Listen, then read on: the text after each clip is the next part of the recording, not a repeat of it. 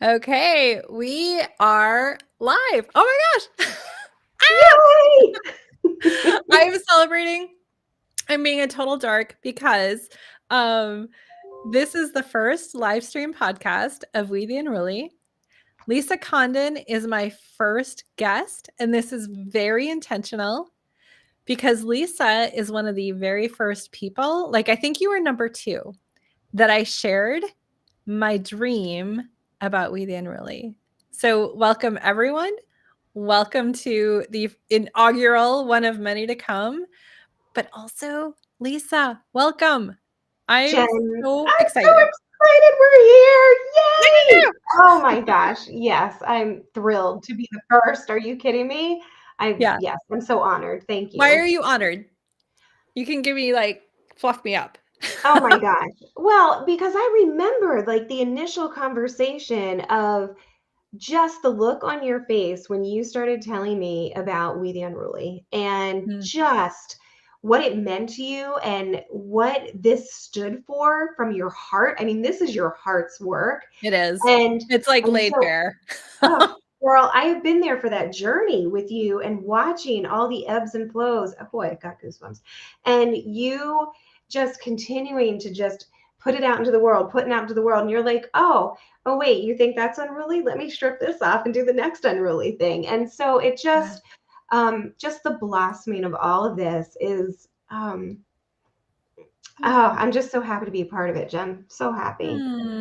Thank you. That it means so much. It truly, truly does. Uh, but I skipped ahead. Introduce yourself first. Tell us who you are, what you're about. Well, I guess I can do that. So I'm Lisa Condon. I run Lisa Condon Enterprises, and really what I do is I'm a gratitude practitioner first and foremost. I think everything that we do needs to be built on that foundation and then align with our value system. But I do business strategy, I do life strategy, all through the lens of executive coaching and everything in between. I absolutely love what I do to help people live into their purposeful work. Yeah. And yes, so Lisa and I are accountability buddies. We have been all of 2025, basically, Yeah, right? yeah. And the very first time we met, it was just this soul deep connection of this is one of my people. I don't need to, it's like I felt we've known each other all our lives. And Hmm. even when we met in October in person, we had so many people to meet and we were just like, but I want to spend time with you. And I think we both said something to the effect of, we have the rest of our lives. Hmm. Like, we don't have to rush this. Yeah. Yeah, and it is very true. Yeah, that first meeting, and it was just, it wasn't even like it wasn't even surface. It was like, okay, in the No. first 3 seconds, it's like, okay, well, here we are. And again, we have Elaine to thank for that, for putting us together, which is so fabulous. Mhm. Um, but I can't imagine a world that I'm in that you're not a part of it Mm. because it just is that deep connection. And also, even when we met in October, and I was and I was sitting at the table checking people This in, is so and funny. here you are off in the distance, and like there was just And like, I'm just saying, oh la, my la, god, la, la. it was fantastic, and I was just sitting there watching, but no, like we don't. I think what I appreciate so much is we all, no matter, because we hadn't met in person until that point, but no matter what space we're in, whether it's virtually in person, we know that we're there, and Yeah. we don't have to like be like, oh my gosh, okay, now we need to like spend the time together and do that. Like it's just, we're there Yeah. and we just know it. Yeah, Yeah. yeah, Well, and what I love, I mean, this isn't the Jen and Lisa pat themselves on no. their back show, right? I mean, that's fun to do too, but really it's, when I walked up to that table, Mhm. it was I was going to a conference with 300 women, right? And some I knew, a lot I didn't, some I met in person or online, but it brought me into one of my old stories of, do I really belong here? And I had done, and by that point, I had done so much internal work that I didn't think this was a story of mine anymore. And it just brought that to its head. And so when I walked up to that table, that's the headspace I was in, was Mm-hmm. like, you know, I'm not even looking at who might I know. I'm in my head. I don't know if I belong. I need to run. I need to. That was wild. And so seeing a friend, like seeing your face, they're all friendly faces, but like Right. seeing you and having you be, and I'm like, oh my God, you're Lisa. You're this woman I talk to multiple times. We text all the time. And Yeah. but it got me out of my head in the moment. And like, oh, I know at least one person that I'm safe with. Right. And you know what, Jen? But I think that, so yes, and I think that's part of what you do in Unruly, right? Is Mhm. you bring people together in these safe spaces to strip off those misnomers or these Mhm. stories that we've told ourselves over the years, to get really raw and vulnerable and have the real conversations. And then, oh, by the way, when we still are telling ourselves that story, it's like Mhm. there's that challenge of, is that really what you mean? Or is that really how you want to step forward in a really kind space, right? But Mhm. that's part of what's so cool about Unruly, is the energetic attraction from the right people that you put in the right spaces, in the right rooms, in the right moments. And that, Yeah. whew, yeah, it's meaningful. Like, it's super meaningful. Yeah, and thanks for sharing that. And what I love is I just got off the Unruly Plan Your Design Your 2026 workshop, right? And you know, if when I started 2025, building a community, We the Unruly, it was nowhere on my radar. I just knew and had known for about a decade that there was something more Hmm. for me, right? And I didn't know what it was, but I had the belief that it was going to come to me, right? And on my birthday, April 15th, it finally came to me. But I didn't start 2025 with this vision, right? Hmm. If you had told me April 14th I was going to become a community builder and leader, I would have like I've been like, "Ugh." I would have done something sassy and, self-deprecating and what have you, because it was nowhere in my purview until it was, right? Yeah. And now people are like, "Oh, you make it look so easy. It comes so naturally." And I'm like, "I'm 55 and I finally know I belong." Like, it comes easy now, but I got 55 years behind me where it didn't, right? And the reason I bring that up is, going into this time of year where we're winding down 2025, we're looking ahead to the future.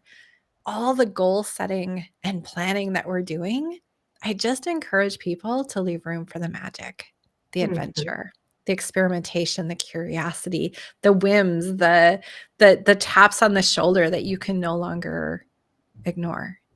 Yeah. I often say, through structure comes spontaneity. Ooh, And that has been something I've talked about for years, because I mean, I love a good planner. I have the yeah. planner that I use. I enjoy structure throughout my day, because if I don't have that, I actually get downloads all the time, and those taps on the Yeah, shoulder I've all the seen you time. get those downloads. Yeah. And so if I don't structure time around the things that I would like to get done, and start moving forward, then I'm constantly living in that mode. So that's and I learned that about myself not all that long ago, that that's the reason why I enjoy that structure. But when you have that, it then allows you, in those down moments, Mm, in those moments where you step away, to just have the spontaneity, whether it's for connecting with somebody, going outside, connecting with nature, or even just to sit um, in that silence, or in the messy middle, depending on what's going on. And it allows that magic to really yeah. bubble up. And it's funny, because I'm doing something different for 2026, Jen, Ooh. Oh, which you kind of already do know it, because I told you. do I? But I have a terrible memory though, Lisa. well, I but I really don't know do. that you know that this is new for me either. I don't Okay. know that I shared that it was new. So I'm still doing my normal calendaring and all of that. And I do my Sunday wind down every Sunday, and, all Mhm. my lists. I do all of that. But one of the things that I struggled with in 2025 was my travel schedule. I was Mm. ping ponging myself all over the place. And I travel quite a bit, and I love it. It fills my cup. And I said, what I need is I need to see it all in front of me versus month to month. Yes, Like, I do know this. Yes. yeah. And I still haven't opened it yet because I haven't done it, but I'm going to show you, right? So again, I have the The big big ass calendar, ass. the Yeah. big ass calendar.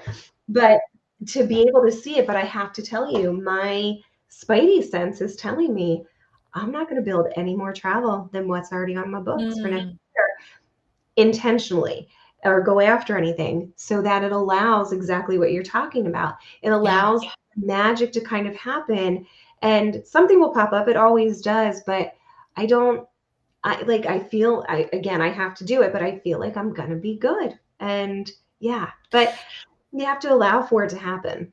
What I love there, and this is so much what I'm about, is self-trust, Yeah. right? It's Yep. I don't have to have everything planned out to the nth degree to know that I'm going to move the needle on the things that are most important to me, to you, right? My question is, have you always been that way, or is that something you've had to develop within yourself? To trust myself. Yeah. Yeah, no, I had to develop that. So I'm a recovering type A plus personality, Hmm. which also means perfectionist. Yay. Um, no, and I think, and also I played sports all even into college. And I think all of that put together, and being a high achiever, I was Mhm. always like, what comes next? Because I can control it and I'm going to make the next thing happen. And I'm going to just put all the puzzle pieces in place. And then I started letting go and allowing kind of the universe to take the lead. And that was that was a struggle, right? Because sometimes I Yeah. would, sometimes I wouldn't.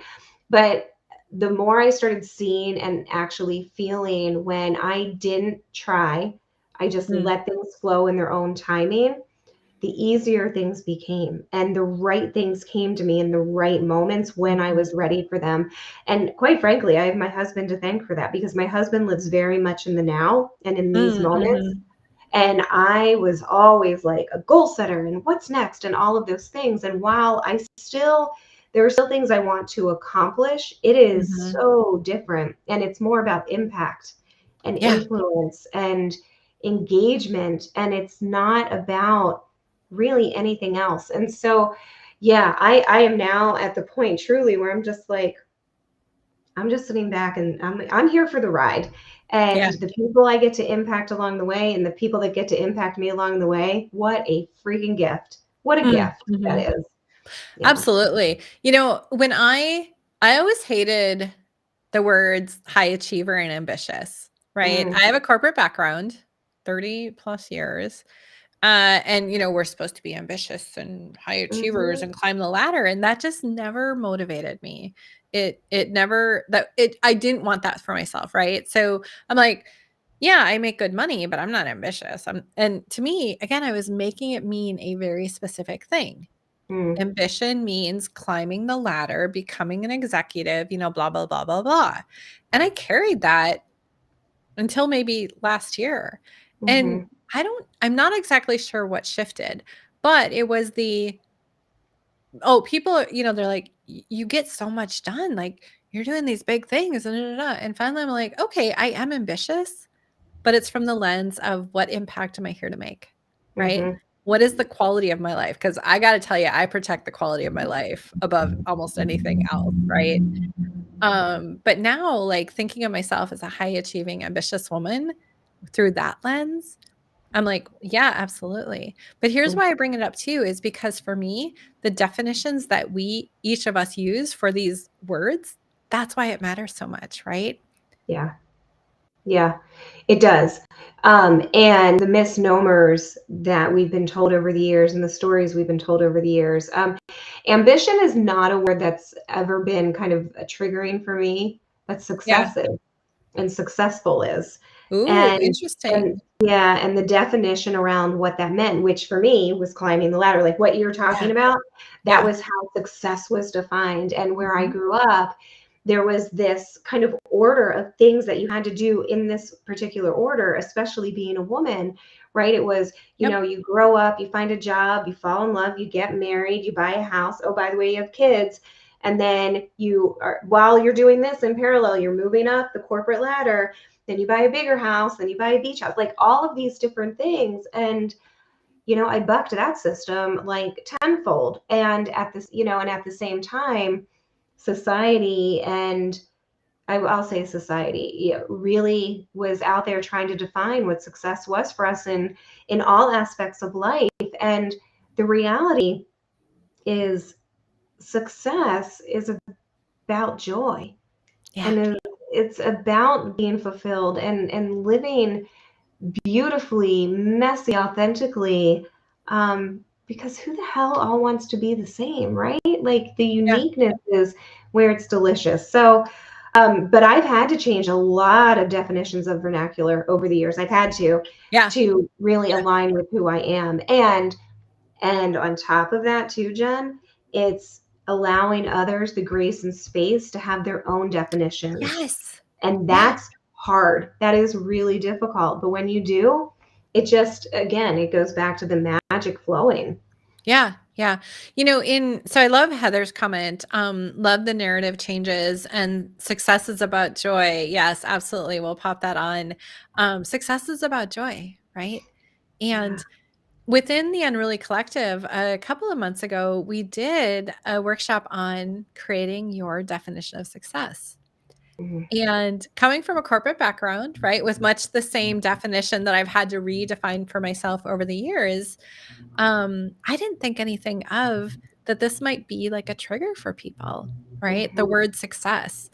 And there was just this like visible, visceral reaction, negative reaction to the concept of success until I started talking and saying, no, like you can take back that word and make it so powerful for you when you say, these are my measurements of success. Doesn't have to be number based. It doesn't, it's for me, it is am I feeling the quality of life in the season I'm in and what I want my life to feel like doesn't always look like how I want, but does it feel like how I want? Do I have my own back? Right? Can I trust myself? Do I know that when life's, I'm going to be okay? Do I know how to reach out for and receive support? Because that was a hard one for me. I am a strong, independent woman. I have a feeling you're the same. I tend to attract what? I tend to attract other strong, independent women to a fault, I will say. But like being able to not only ask for support, but then receive it, that has been such a huge growth edge for me. And now I realize I actually put it on Facebook a couple of weeks ago. Like I no longer have to think about it. I just do it. Like it comes naturally to me now. But again, if you had told me in early 2025 that would be the case, I'd be like, you're silly. Yeah, and I love like you're able to just even articulate off the top of your head without reading a list of how are you defining success for yourself, right? Like how beautiful is that to be in that space, and people can approach it however resonates with them. And I think the most beautiful thing is what works for you this year might not work for you in 6 months, and you might need to redefine, or in a year or 5 years. Like it doesn't, this is where we get stuck in our own way, that our road is just a roadmap. And roadmaps, I mean, I don't know if you've driven anywhere lately, but guess what? It's not all a straight line. Like there's ebbs and flows and turns and hills and all the things. And, Minnesota is known for our construction season. Yes, exactly. So, but it really is, it's funny. I like to spend one day with myself for strategy planning for the next year. Okay. And those sessions have looked different over the years and have evolved for myself over the years. But at the end of the day, there's one thing that remains the same. And it's that I am spending time with myself, thinking about it, and just investing the time in myself and getting real quiet with myself about what's meaningful. And so that's the only constant of it, because I feel like, and I'm pretty sure you're this way because I know you, that life is just fully abundant. And so things are happening all the time. So to take that intentional time, and I'm not talking just an hour, this is a full 8-hour day of investment in myself, nothing else, in a room where I have a whiteboard and paper, and now I'm going to have my big ass calendar, like all of those things around me that are all tools to help me ask myself the questions that are meaningful. And that I look forward to that, and it gets me really excited. And I walk out of that space a different person than walking in every time. I love that. What I love about that too, Lisa, is, you and I are, even we're two women in our 50s, right?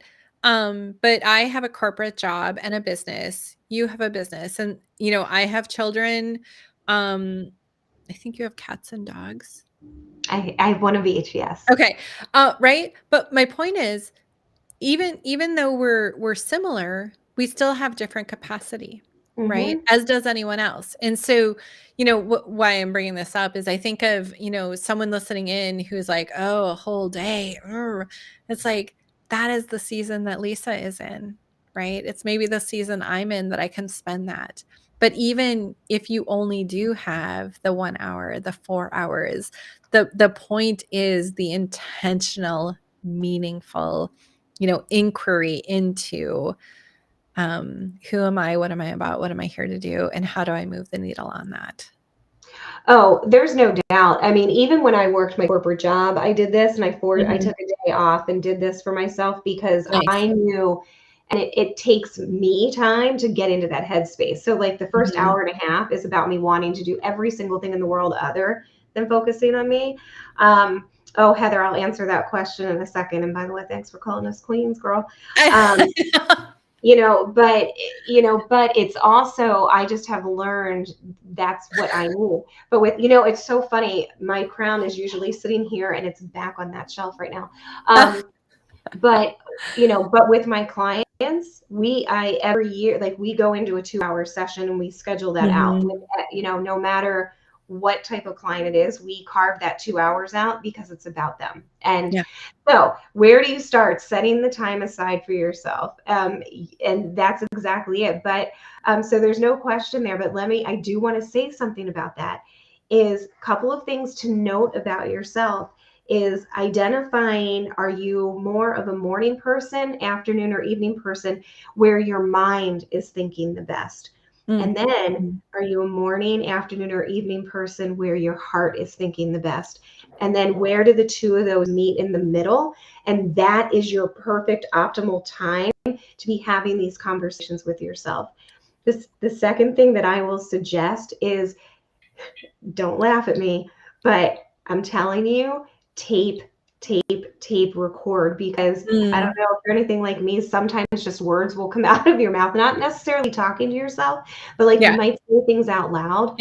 Record it, and you'll be surprised at how wise and brilliant you are when you listen to yourself. It's remarkable. It's remarkable. Yeah. As I like to say in the collective, is we're all thought leaders. Oh yeah. Like absolutely. Every single one of us. You might not know exactly what it is your thought leadership is around, but by the nature of you existing and having opinions and experience and all of that, you have things, wisdom, lessons learned to teach others. And I want folks showing up that way, of like taking the seat at the table, right? You belong just as much as anyone else does. And the reason that's so important and why I bring it up, it took me 54 fucking years to feel that way, right? And, that gets to be my journey. I hope others don't have that same, because it's kind of lonely when you're feeling that. Heather, we all get to be thought leaders. We do. Yeah. If you're looking at someone as a guru, as all of that, really check in, like, why am I thinking that? Why am I putting them on a pedestal? Do they know more about me in certain subject areas? Absolutely. Right. But I guarantee, huh? I said, let's hope so. Yeah, exactly. We can't all know the same stuff, right? Yeah. But I'm like, not everyone wants to. Yeah, I'm a project manager by trade, 3+ decades of experience. Not everyone could handle the way I plan stuff. And let me tell you, sometimes I can't handle it either. Oh, you right? love a good Gantt chart, I'm sure, and a good No, project no. plan. Oh, yeah. Give me a SMART goal and I will like poke my eyeballs out. But anyway, I want to shift into you. What I love, one of the things I love about you is your approach to gratitude, Mm, because so often we hear it's almost become this word like authentic, just be grateful, and it's just like this fluffy, platitudey, feel good, blah, blah, blah. Write yeah. your 3 things a day, which you do. But Mhm. that's right. Like, here's how you do gratitude. And I feel like you have a unique, your own thought leadership view on gratitude. I'd I love to do. talk about that. Sure. Yeah, and I think I'll start off by saying, um, people need to meet gratitude where they're at, just like anything else. And sometimes you have to start in the squishy, fluffy space because you don't know where else to start because you don't understand, or you haven't, not you don't understand, you haven't experienced the power of gratitude. Mm. Because once you do, you can't unsee it, right? Ooh, yeah. So for me, it really started off very similar to that many, many, many years ago now. And it started off with writing things I'm grateful for. And some days I would do it and some days I wouldn't. And then I started recognizing the days where I wasn't feeling quite like myself or in alignment happened to be the days I wasn't acknowledging what I was grateful for. And that was like a, Mm. interesting. Let me Interesting. explore that more. And so as time went on, I realized there's a cycle of gratitude, and I've created the 9 steps of gratitude. And Yeah, funny it enough, doesn't feel so fluffy. it's not fluffy, no. And funny enough, I had my first gratitude retreat earlier this year, and Yeah. there were 2 different tools that I've created that I've put out to help people figure out where they're at. And it was fascinating. They worked, so they'll be coming out like Ooh. launching soon. Ooh. I'm But excited. yeah, it's like, it's so good. But there is a cycle to it, and understanding where you're at in that cycle of gratitude really can also help you understand where you're at in the cycle of life, cycle of work, all of that. And Mm. oh, by the way, given depending on the different variations of what hat you're wearing in your life, because we all wear multiple hats, you might be in different steps of gratitude in each one of these areas. Yeah. And which is why sometimes we feel all over the place. So yeah, and when I this again, my downloads, like I talked to you about, Mhm. I knew there was something more. I knew there was something more. And then I was sitting there in my office. I was in Delaware in my office, and I was like, oh my gosh. And I walked over to our music room and I sat down, and it just flowed out of me. It was, Mm. and the 9 steps came out within minutes, minutes. We're not talking hours, minutes. Yeah. And that construct and that foundation, has served me incredibly well, and also has allowed me insights into others to serve them incredibly well. I mean, Harvard put out a white paper years ago now, but they talk about when you are in the active practice of gratitude, that your synapses light up different colors in your Mm. brain. And so it's a disco Ooh. ball in your brain. And I Ooh, I love it. love that. I love that. Yeah, yeah, it's cool. Disco Oh, ball. love it. It's Yeah, one of my many dopamine giving items at my desk. I love it so much. It's so good.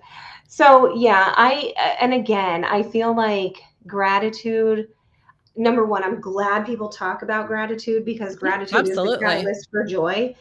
And at the same time, and I think around Thanksgiving, the US Thanksgiving anyway, people will often call it the month of gratitude, or the Thanksgiving month, and they'll do a countdown, and that's great. Mhm. And what else are you doing to deepen that and connect with that and act on that? Because gratitude in my mind is actually a verb. Oh, oh, oh, that's so good. I've heard you say that before. That's so good. Yeah, it's a lot of what I'm about too. It's because I'm tired of surface level. I've never been like one for small talk, chatty, like I want to go deep and I want to go quickly. And I get that not everyone is like that. I get it, right? But can we go a few layers deeper, please? And I love what you're saying. It's like gratitude. It's that it's a verb, it's an action, it's a way of being, if you will. And like how do you show up and act from this deep embodied place of gratitude? Mm-hmm. Okay. Yeah. Yes to all of that. And it takes practice to, Absolutely. just like anything else, to become part of just how you innately live. And Mhm. in addition to that, if you live in a place of gratitude, there's still ways to go deeper. And you've heard me say this, and this is actually something I've said quite a bit over these past several months, where we have these growth phases. And if you think about a tree growing, they grow upwards with their leaves and everything else, but their roots also grow at the same pace. And so Mm. growth is like you're going both ways. But then people talk about hitting a plateau. And I like to offer that it's different. It's actually the integration phase. And speaking to a project manager, you love that. It's integration, right? So this is not plateauing, it's keeping what makes sense and Mhm. letting go of the things that don't. And then the next growth phase you get to, you're at kind of a different space. And so you grow exponentially and then you hit another integration phase. But when you're doing that, in this space of the lens of gratitude and in this foundation of gratitude, that growth becomes deeper, that growth becomes more sustainable, and it helps you align with your value system around what's important and who's important and the time that's Mhm. important. So, yeah, I could talk about this all day, Jen. Yeah. Sorry. What I love no. What I love about that is, people, some may see the word unruly and think, oh, it's just a rebellious rule breaker and blah blah blah. It's like, yeah, that sure. Some may see the word and be like, ooh, feral raccoons. And I love a good feral raccoon, right? So I love the raccoon emoji. You know, and for me, unruly and We the Unruly is about embodiment. And Mm, this is what you're saying, right? It is the embodiment of who you are, like truly, right? And what are you here, the impacts you're here to have, right, on the mm, world. But it is unruly as it's the embodiment because you're having to push away all the stories, all the things that society, culture, your parent, like all of that away and come back to, no, this is who I am and this is mhm. how I choose to show up. That to me is unruly. Yeah, I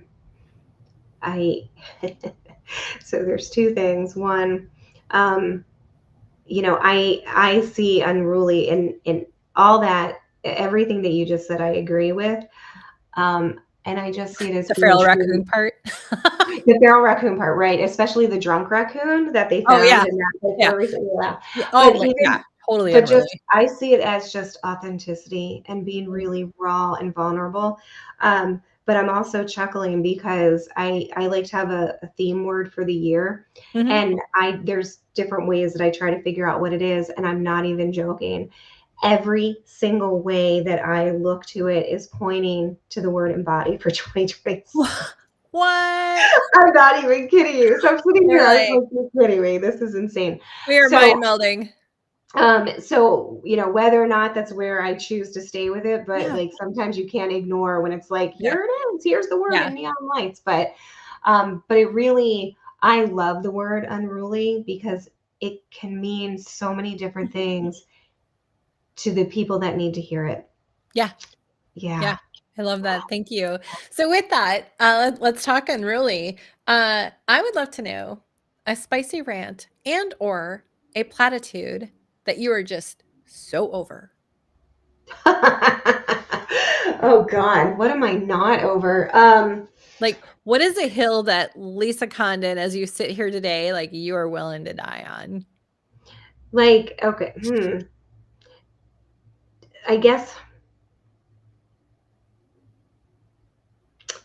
Are you talking about as I want to make sure I'm answering the question correctly, Mm. Jen. So are you Mhm. talking about as saying or just something I'm shedding? I gave you an and/or.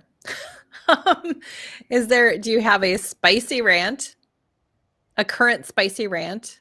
Well, my spicy rant is fuck it. Like, I mean, right now, I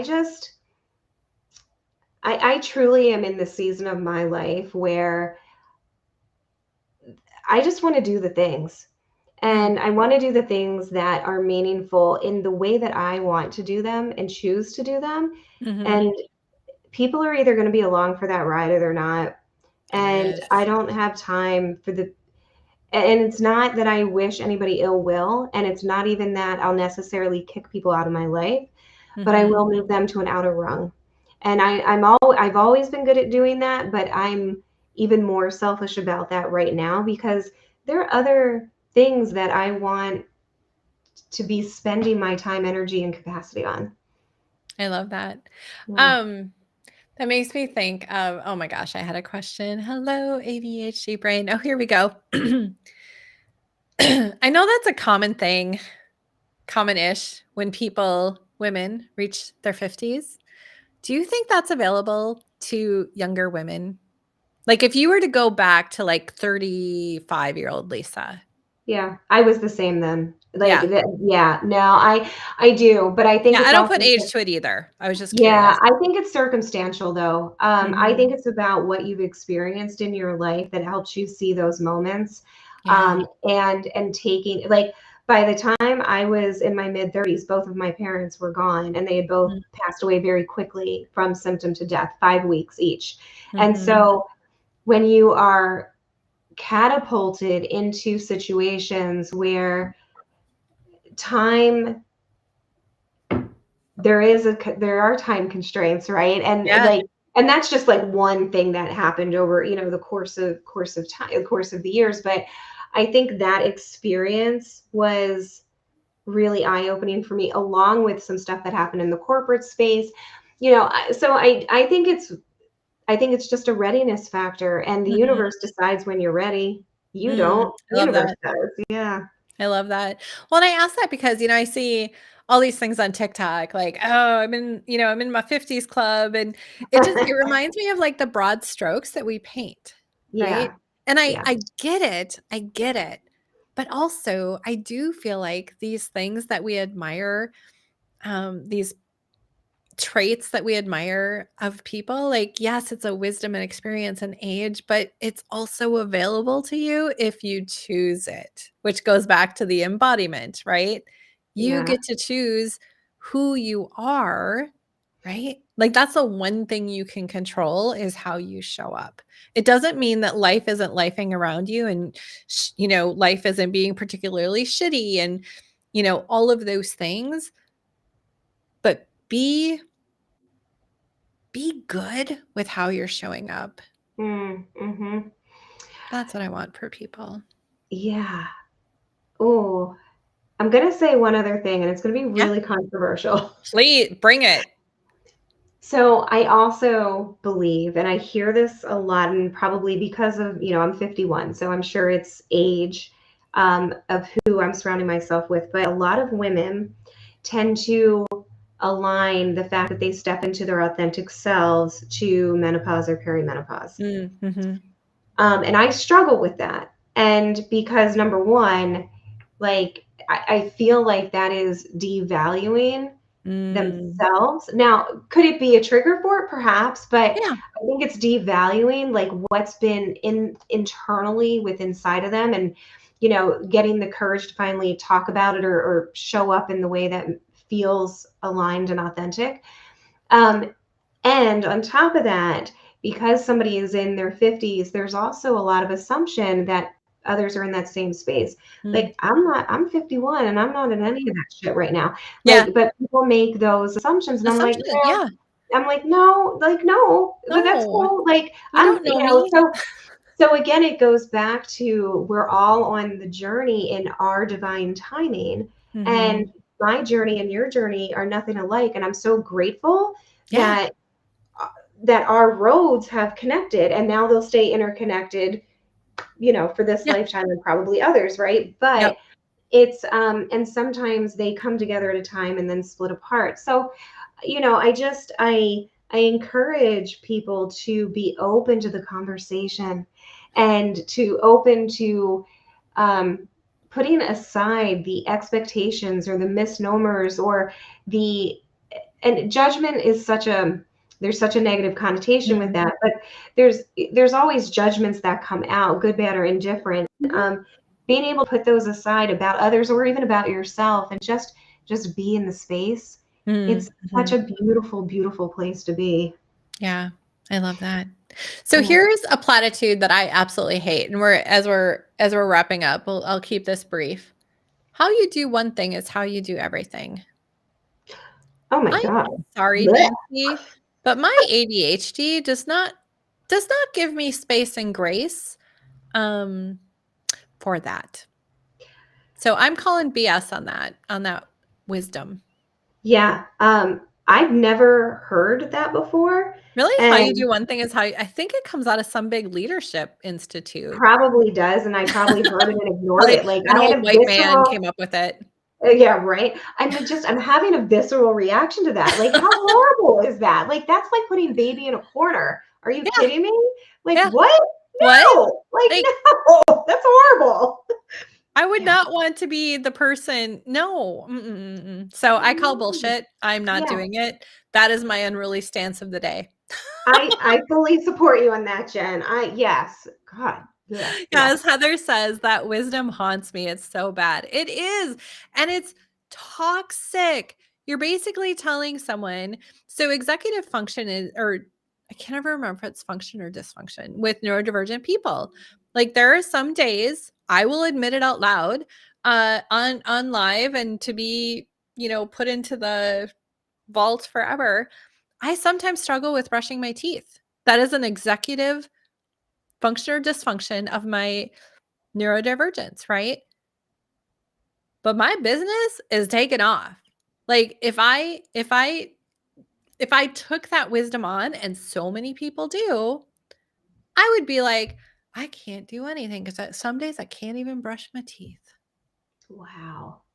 Right? Wow. Like, why Yeah. would I do that to myself? Anyway, we are winding down. My final question for you. Well, actually, two questions. What do you get to have the rest of your life, Lisa?